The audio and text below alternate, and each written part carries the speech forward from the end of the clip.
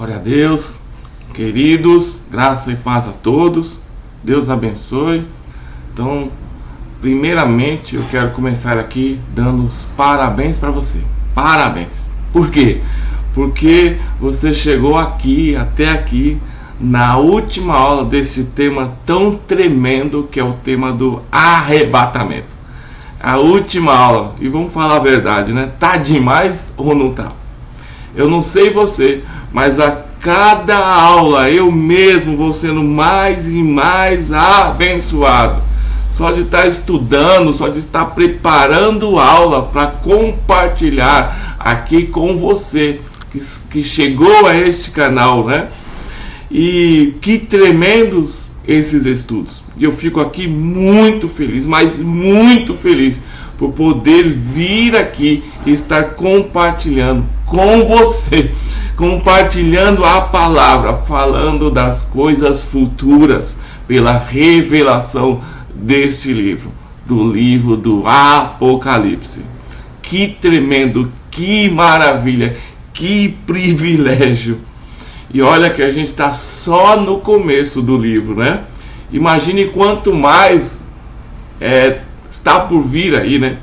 Nós só chegamos no capítulo 4. E aí tem até o capítulo 22 ainda, né? Então tem muita coisa para a gente aprender, muita coisa maravilhosa.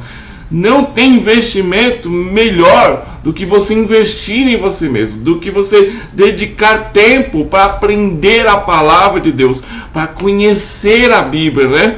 E principalmente para conhecer a maior profecia do mundo, a maior profecia do mundo. Isso é maravilhoso. Então o que nós vamos estudar hoje? Qual o tema dessa aula, né? Qual o tema dessa aula? Só um minuto aqui. Qual o tema dessa aula? Certo? Vamos relembrar. Aula 1, o que é o arrebatamento. Aula 2, quando será o arrebatamento. Aula 3, como será o arrebatamento. Aula 4, quem será arrebatado. E hoje, a quinta e última aula, né? Que é por que acontecerá o arrebatamento. Por quê? Então, esse é o objetivo desta aula.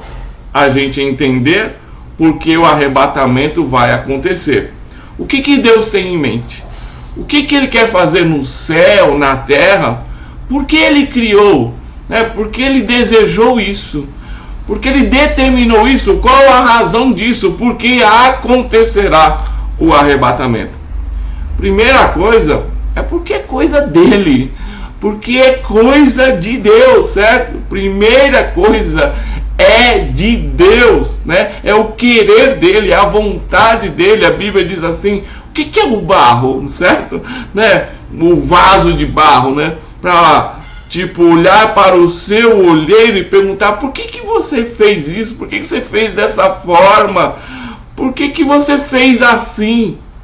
Então, mas a gente não está aqui hoje, né, para questionar. A gente está aqui hoje porque a gente quer entender por que acontecerá o arrebatamento, tá certo? Nós vamos entender o seguinte: que Deus, Ele é amor, mas Deus também é justiça. Deus também é justiça. É como uma moeda, certo? Uma moeda tem ali um lado, né? Tem dois lados, né? Cara e a coroa, né? Cara e a coroa, certo? Então, por um lado, Deus é amor. Então Ele quer perdoar todo mundo, Ele vai dar chance para todo mundo poder ser salvo. Mas por outro lado, o que acontece aqui? Ele é justiça. Deus tem que julgar o pecado. Deus tem que julgar. Então Deus tem que trazer condenação, o juízo sobre o pecador, o justo castigo pelo pecado. E o pecado tem um salário. E qual é o salário do pecado? A morte, a separação de Deus, certo? Então, quando a gente está debaixo do juízo do pecado, a gente está ali nessa condenação, mas debaixo de um juízo de um Deus que é justo.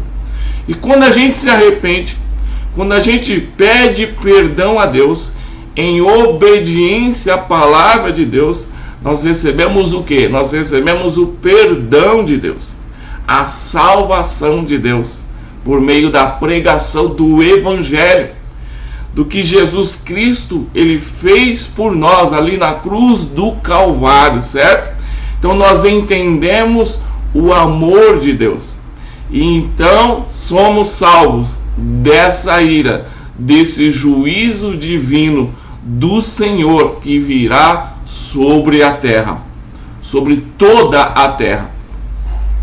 Então por que Deus vai arrebatar a igreja, certo? Na visão que nós temos, na nossa linha teológica, que é pré-milenista, é pré-tribulacionista, dentro dessa visão teológica, por que é que Deus vai arrebatar a igreja antes da tribulação? É como a gente viu na última aula, certo? Você acha que Deus vai julgar o inocente juntamente com o culpado? Deus vai julgar os redimidos pelo sangue juntamente com os ímpios pecadores? E nós vamos receber a mesma medida de juízo? Isso faz sentido? Faz algum sentido isso? Mas alguém pode dizer: ah, mas nós não somos inocentes. Como não? A Bíblia diz assim, em Romanos capítulo 8, versículos 33 e 34: quem fará acusação contra os escolhidos de Deus? É Deus quem os justifica. Quem os condenará? Foi Cristo que morreu e mais, que ressuscitou, está à direita de Deus e também intercede por nós. É claro que nós não somos inocentes no sentido de que a gente nunca pecou, né? No sentido de que nós nunca pecamos. Nós somos culpados, sim. Mais uma vez que nós fomos lavados, que nós fomos redimidos pelo sangue de Jesus, nós somos justificados, nós somos inocentados diante de Deus. E para Deus é como se nós nunca tivéssemos pecado. Quem pode aí dizer: obrigado, Deus, obrigado, Senhor, por essa tão grande salvação? Quem aí pode dizer isso? Então, por que Deus agora na tribulação, onde Ele traz o pagamento do pecado, da imoralidade, da injustiça, da rebeldia, da corrupção, de toda carnalidade acumulada na terra, e Deus agora traz, e Ele tem que julgar, e Ele não pode deixar de julgar. Se Ele não julgar o pecado, Ele não é juiz, Ele não é justo. Por exemplo, se um juiz humano ele precisa julgar o erro, quanto mais um Deus que é santo, santo e santo, quanto mais um Deus que é puro e perfeito, ele não precisa julgar o pecado e o pecador, não é? E no momento em que ele vai trazer o juízo sobre a terra, por que ele vai permitir que os que foram perdoados e inocentados recebam o mesmo juízo daqueles que são ímpios, que são perversos, que são maus, que rejeitaram a Deus e a sua palavra? Por que Deus vai permitir? Percebe que não faz sentido isso? Contudo, não é suficiente só não fazer sentido. Não é suficiente. Nós temos que entender a Escritura, porque no final o que vale é a Bíblia, é o que diz a Bíblia, né? No final o que vale é o texto da palavra de Deus. Mas lembrando, né? Vamos lembrar aqui de dois detalhes, né? Dois detalhes que eu falei na última aula, certo? Dois detalhes. Na aula 4, né? Estamos na aula 5, na aula 4 Se você não viu, veja lá. O primeiro detalhe que nós vimos na última aula é que, e é algo muito curioso, é que a palavra igreja, ela aparece 20 vezes no livro do Apocalipse. E dessas 20 vezes que aparece a palavra igreja em todo o livro do Apocalipse, nós vimos que 19 vezes a palavra igreja aparece só nos primeiros 3 capítulos, certo? Os primeiros 3 capítulos aparece 19 vezes a palavra igreja. E no capítulo 4 nós temos o que? O arrebatamento. A igreja é arrebatada e ela vai para o céu. E ela está nos céus nos capítulos 4 e 5 do Apocalipse. E a partir do capítulo 6, aí a narração do Apocalipse muda para os acontecimentos que estão sobre a terra, o que está acontecendo na terra, certo? Então no capítulo 6 ao 18 vai falar ali da grande tribulação, com a abertura dos selos até a última taça da ira de Deus, né? E lembrando mais uma vez, Jesus ele volta para o arrebatamento no capítulo 4, dos capítulos 6 ao 18, a gente viu que a palavra igreja não aparece em nenhum momento. Em nenhum momento a palavra igreja aparece durante o período da grande tribulação. Por quê?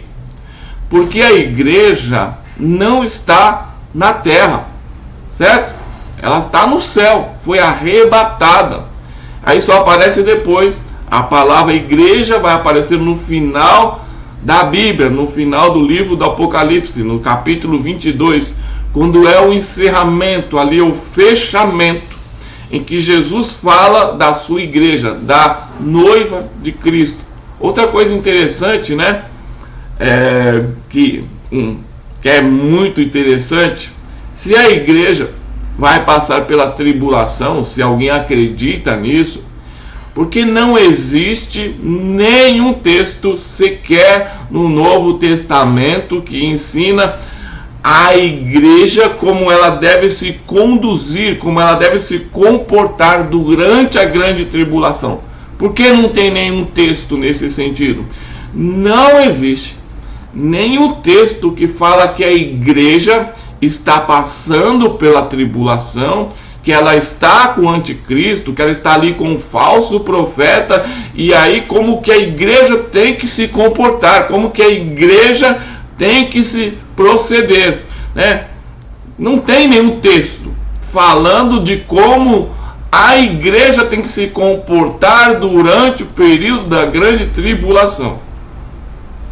Toda a palavra para a igreja é sobre a nossa vida atual, como nós devemos buscar a Deus, nos santificar, mortificar a carne, buscar libertação, como nós devemos esperar com expectativa a volta de Jesus, mas não há textos que falam exatamente como sobre a igreja dentro da tribulação, como a gente tem que, nos comportar como igreja, como corpo de Cristo na tribulação, como a gente vamos segurar a onda durante as perseguições, a grande tribulação, né?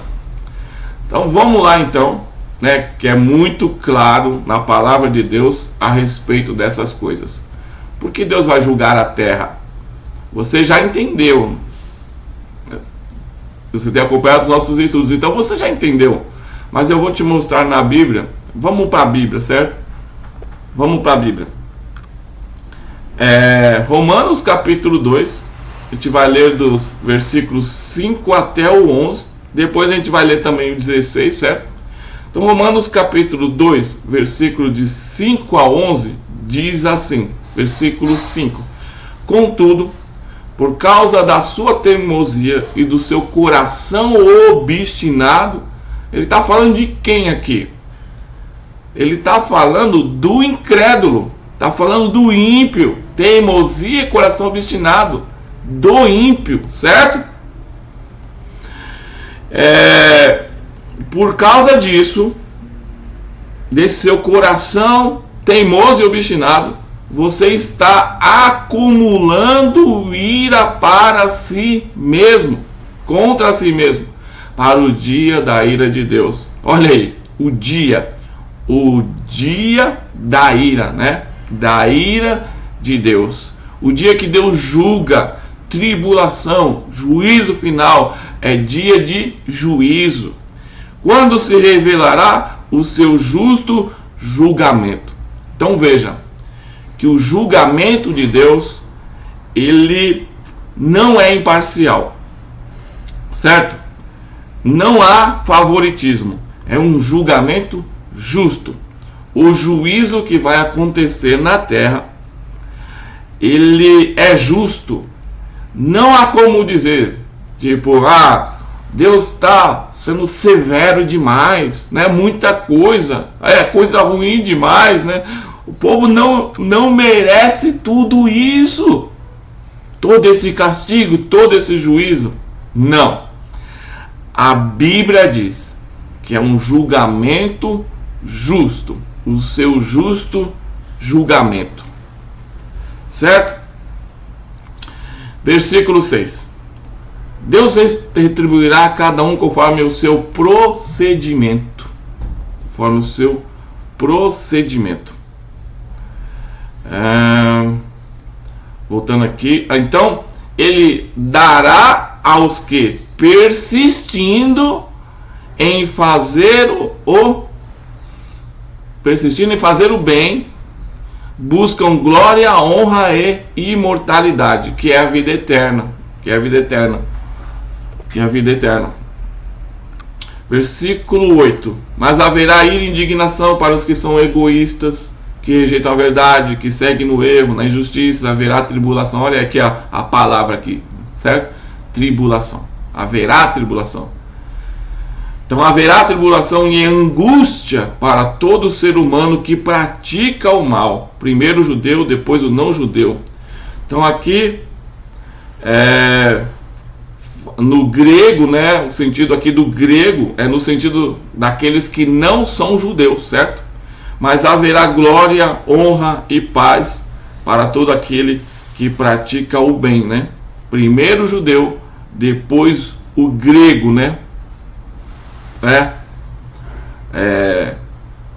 O grego são também, né, aqueles que não são judeus, né? Então nós vemos que Deus também, ele sempre vai dar a oportunidade para o judeu primeiro, né? Então a gente vê que existe esse entendimento da igreja e de Israel, porque Deus, ele não faz acepção de pessoas, né? Porque em Deus não há parcialidade.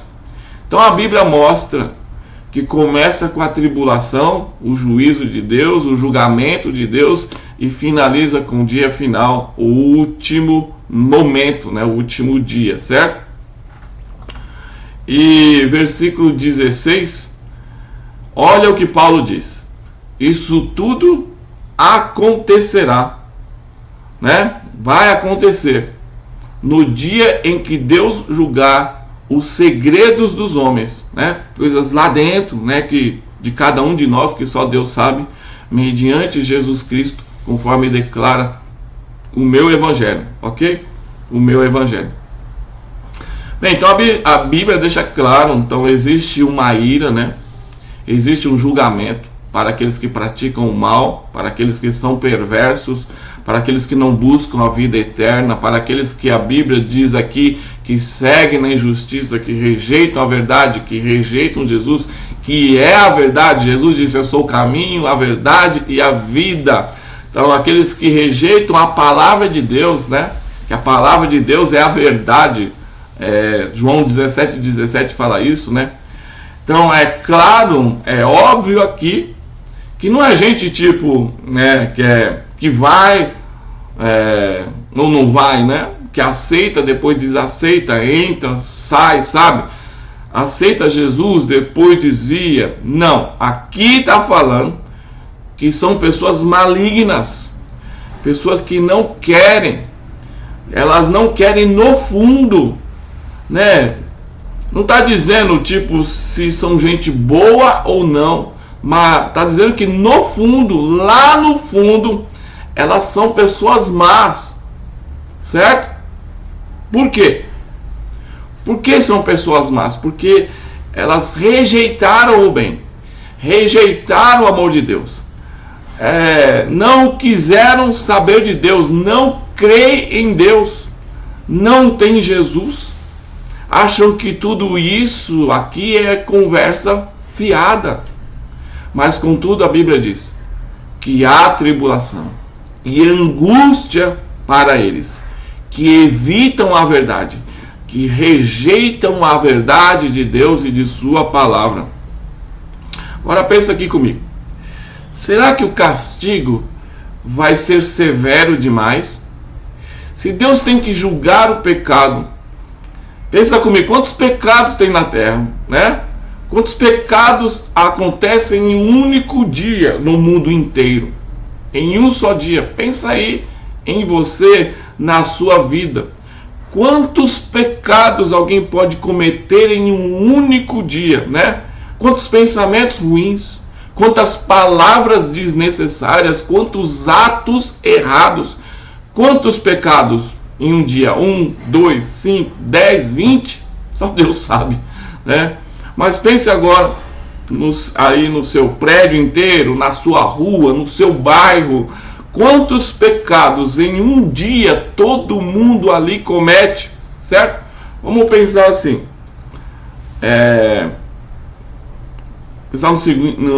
Fazer uma ilustração aqui. Se cada pecado fosse tipo uma moedinha no chão, quantas moedas seriam hoje aí na rua, na sua rua? Aí, não só no seu bairro, na sua cidade também, né? Junta todos os pecados em um só dia da cidade inteira. No caso aqui de São Paulo, São Paulo tem uma população de um pouco mais de 12 milhões de pessoas. Imagina todo mundo pecando. Todo dia um pecado, uma moeda na rua, né? E se cada pessoa pecar 10 vezes, 20 vezes, 30 vezes em um dia, 30 palavras torpes, né? 30 xingamentos, 30 pensamentos ruins, 50 pensamentos ruins, aí vai acumulando, vai acumulando. Agora junta com todas as cidades do interior, são mais de 500 municípios só no estado de São Paulo. Junta agora Rio de Janeiro, Minas Gerais, Amapá, Amazonas, Pará, desde o norte até o Rio Grande do Sul. Junta agora o Uruguai, Argentina, subindo o Chile, Colômbia, toda a América do Sul, América Central, América do Norte, todos os países do Oriente, do Ocidente, todos os pecados em um dia só. Quantas moedinhas no chão? Quantas? Agora junta uma semana de pecado, um mês, um ano de pecado. Quantas moedinhas no chão? 10 anos, 100 anos, 1000 anos, 2000 anos, desde a cruz. Quantos pecados já foram cometidos nessa terra, nessa humanidade? Acho que a terra estaria coberta de moeda, passando por cima até do prédio mais alto que existe, da montanha mais alta que existe na terra. Por isso que no tempo de Noé veio o dilúvio, né? Tipo, para ver se lavava tudo. Lavava tudo. Então não é uma situação simples. Mas o que eu estou tentando dizer?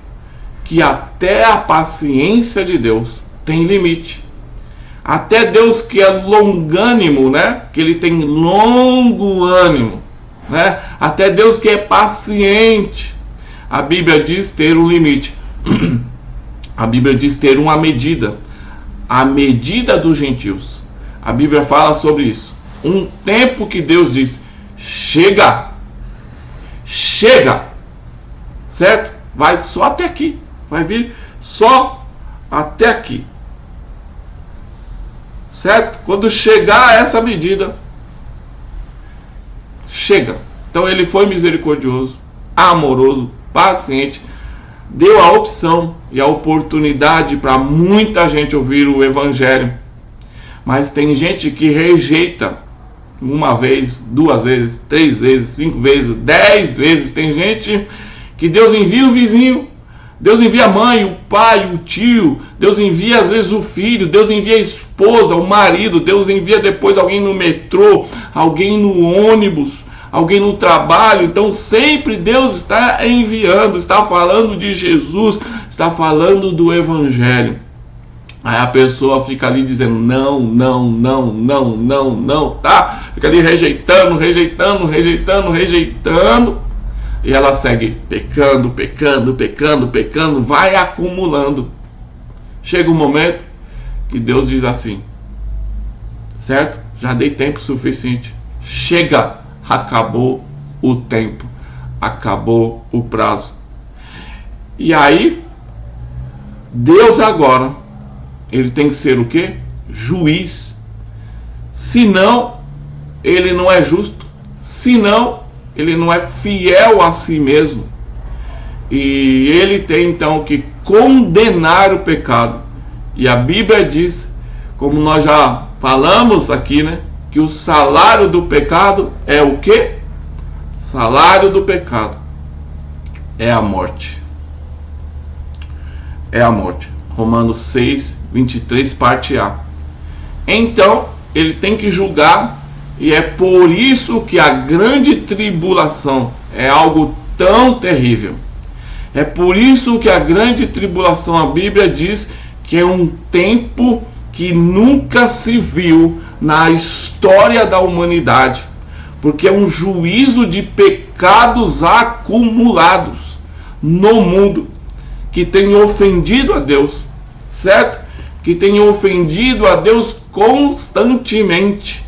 Pense agora comigo, se em vez de cada pecado, se em vez de cada pecado ser uma moedinha, pense cada pecado como sendo um golpe em Jesus, um golpe no Criador.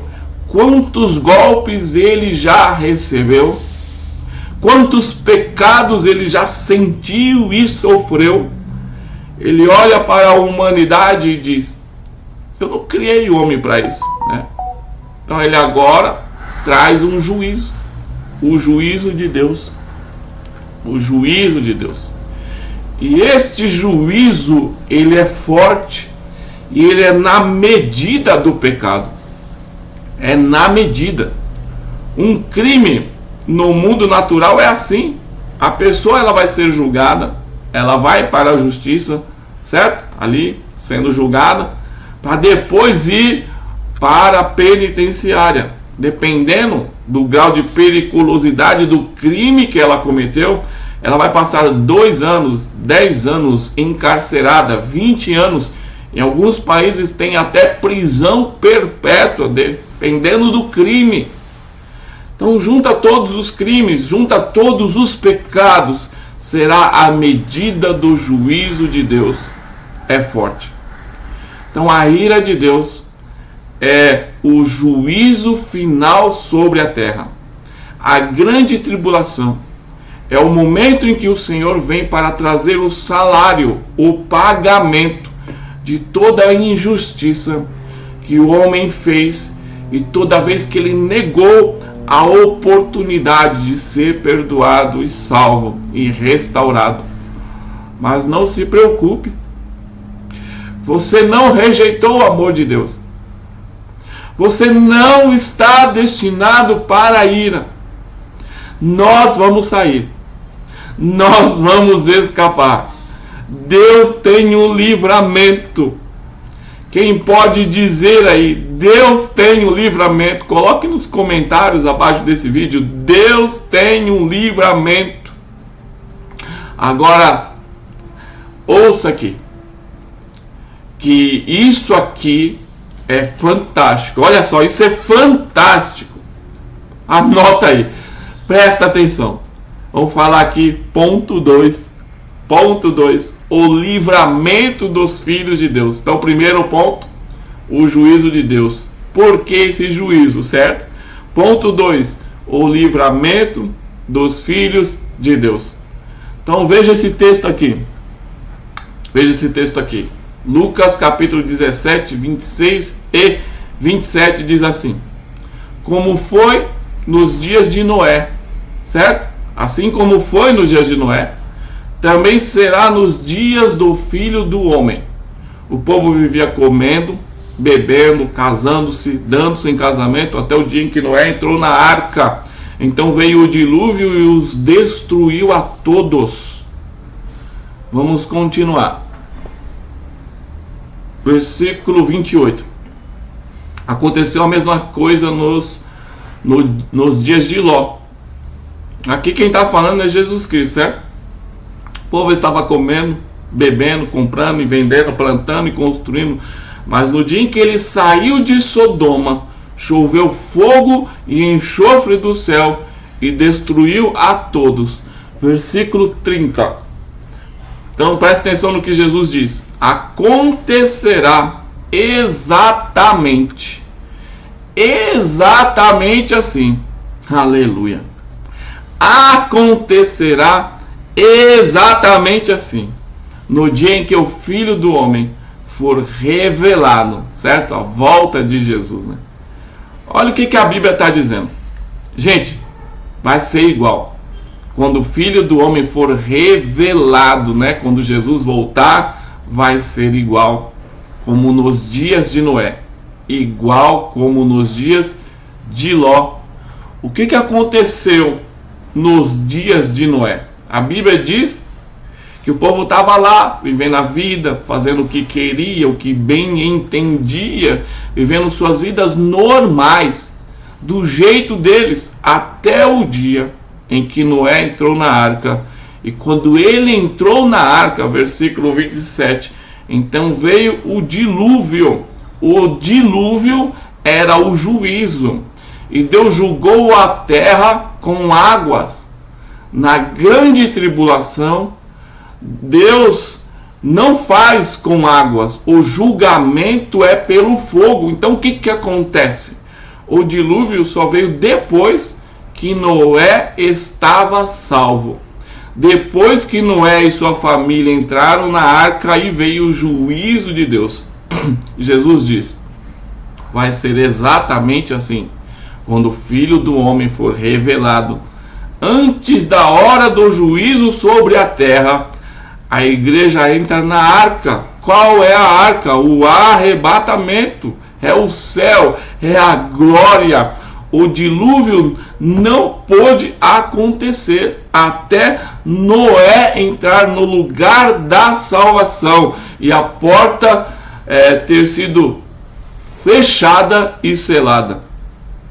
Então, quando a gente entrar na porta que se abre no céu, capítulo 4, versículo 1 do Apocalipse, né? Lembra?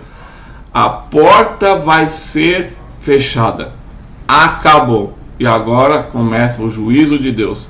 Não mais pelas águas, mas agora pelo fogo, como a gente já falou. Então virá novamente o juízo de Deus sobre o planeta.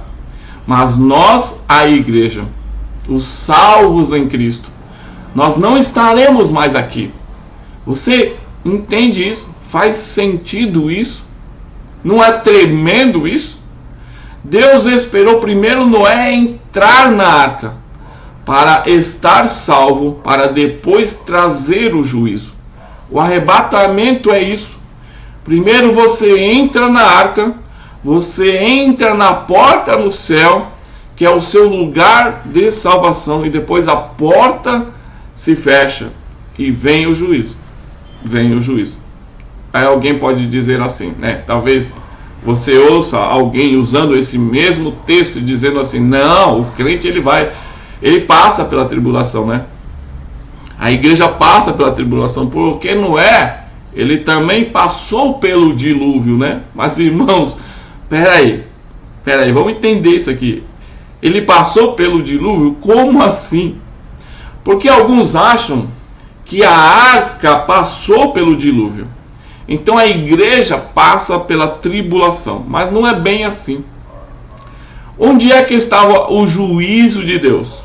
Estava debaixo das águas, certo? O julgamento estava debaixo das águas. E onde estava Noé?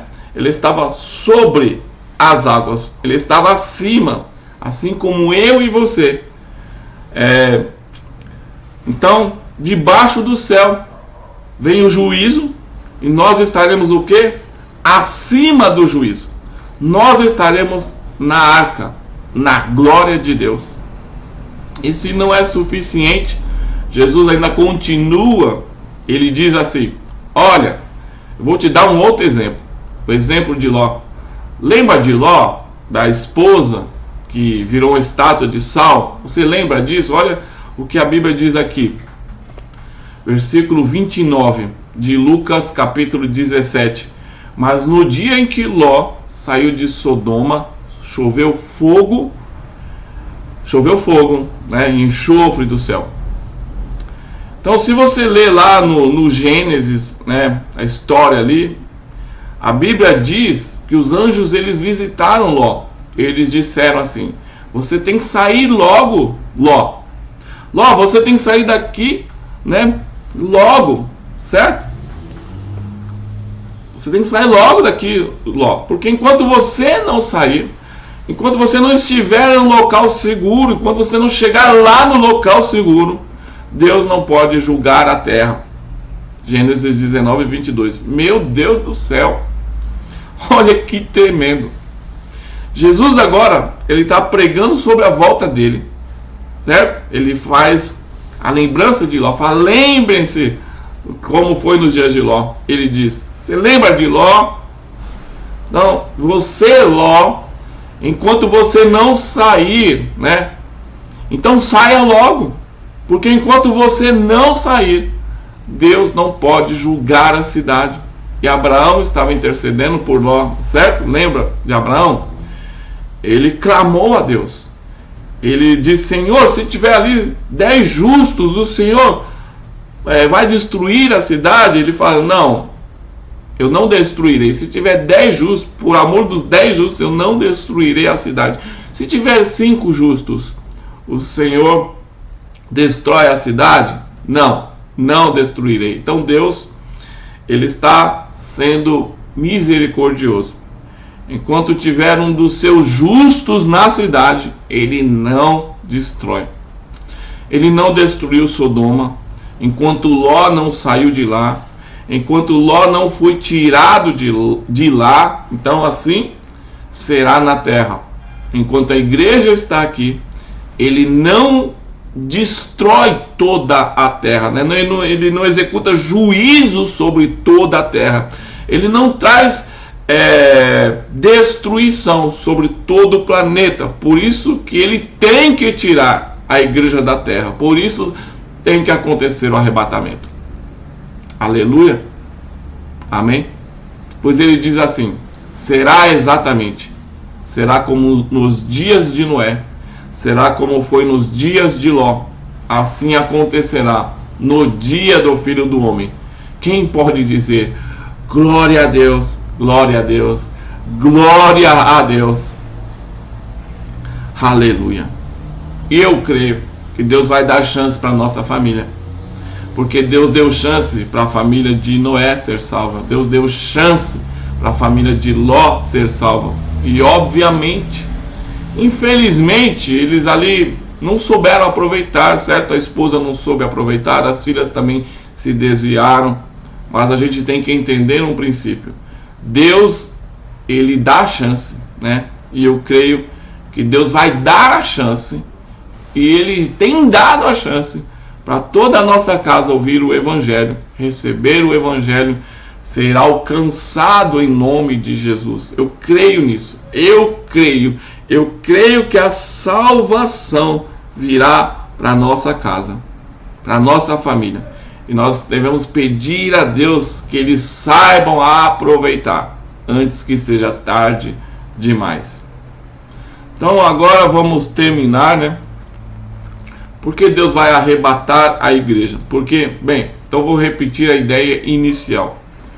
Por que julgar os perdoados com os culpados. Por que julgar os perdoados juntamente com os culpados? Deus remove, Deus livra os seus filhos da ira. Então, imagine o volume de violência que a terra vai sofrer na tribulação. Imagine o volume de pecado, de imoralidade que a terra vai viver. Gente, nós somos o sal da terra, diz a Bíblia. A Bíblia diz que nós somos o sal da terra, nós somos a luz do mundo. Tira a igreja daqui, como vai ficar esse mundo sem sal e sem luz? Imagine o nível de pecado, imagine o nível de imoralidade, imagine o nível de rebelião, imagine o nível de apostasia, o nível de violência, de guerras, de morte. Imagine o nível de inveja. Imagine, gente, o pecado solto, sem restrição. Imagine o nível de ódio, o ódio contra Israel, o ódio contra os judeus vai ser muito grande. Então Deus vai deixar os santos dele aqui no meio de tudo isso? A Bíblia, ela me mostra isso, certo? Porque Deus vai arrebatar a sua igreja? Porque Ele ama a igreja. Ele prometeu ter misericórdia com ela. Ele prometeu trazer para si, certo? Trazer para si. O arrebatamento, ele é o começo de um casamento. É uma lua de mel impressionante. É o início de algo novo, maravilhoso, não de algo terrível, não de algo desastroso para a igreja, para a noiva do Cordeiro. Não, não. E por que Deus vai ter que arrebatar a igreja? Por que o arrebatamento tem que acontecer? Porque ele tem que condenar o pecado. Porque o que ele tem que fazer? Ele tem que julgar o pecador. Ele tem que condenar o pecado. Porque essa é a natureza dele. Ele é santo, ele é justo.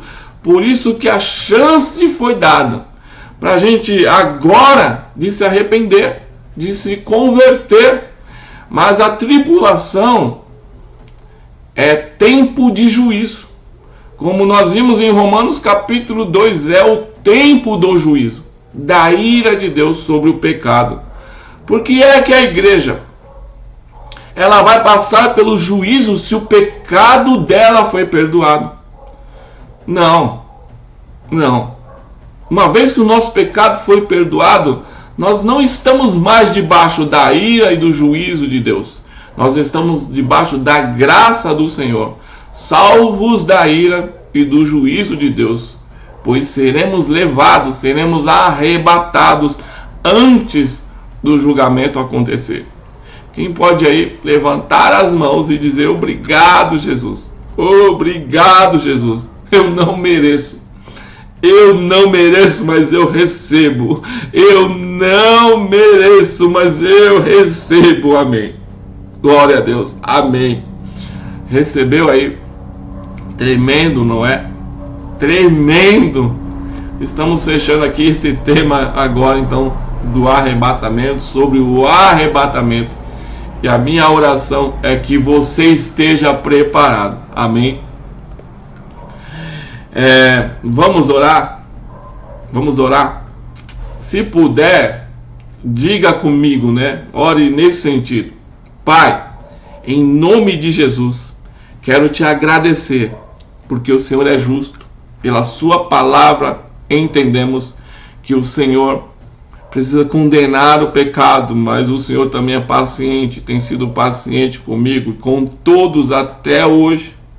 O Senhor também é amor, enquanto há tempo, enquanto a porta da salvação da sua graça não se fecha, Deus, pessoas podem ser salvas, perdoadas.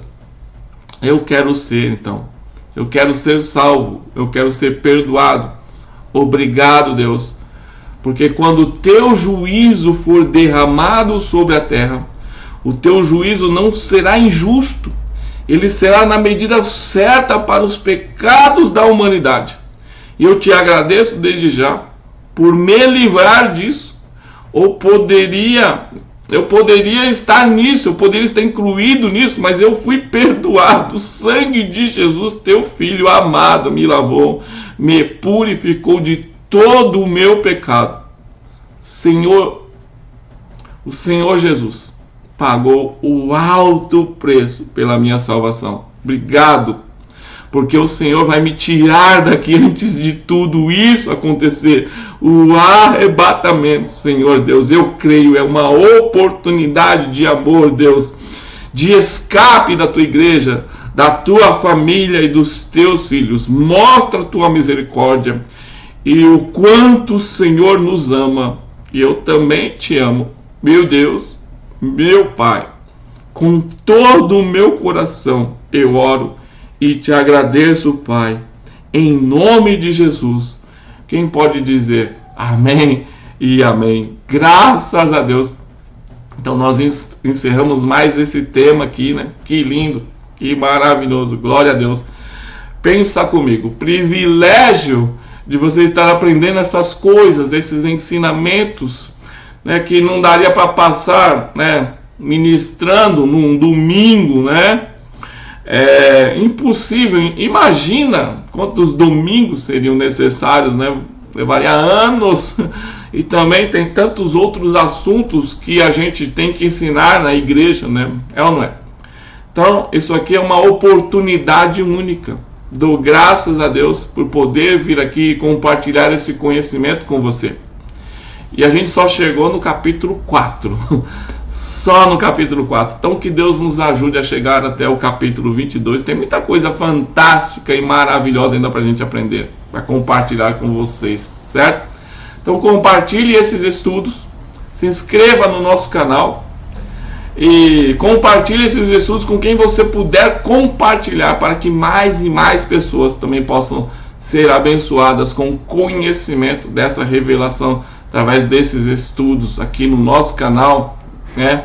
Agora, em cima desses estudos do Apocalipse também e de outros que nós vamos produzir ainda, né? Então, que mais pessoas possam receber, possam crescer, possam entender melhor a Bíblia, porque a Bíblia fala aqui no livro do Apocalipse que há uma bênção especial para aqueles que leem, ouvem e guardam as palavras dessa profecia.